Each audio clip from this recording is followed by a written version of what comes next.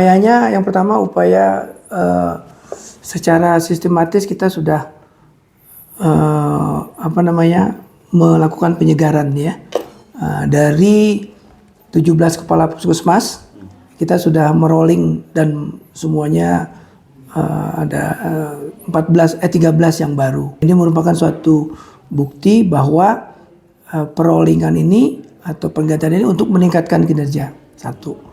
Untuk lebih, dan satu lagi kelebihannya di Lingga tuh sekarang di Ketapang yang masuk itu tuh kepala puskesmasnya orang asli sana tuh.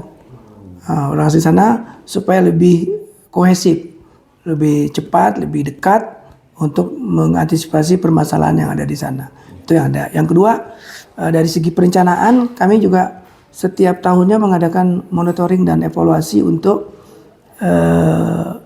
Sapras, prasarana dan juga SDM, apa saja yang harus kita review atau kita revitalisasi untuk kelengkapan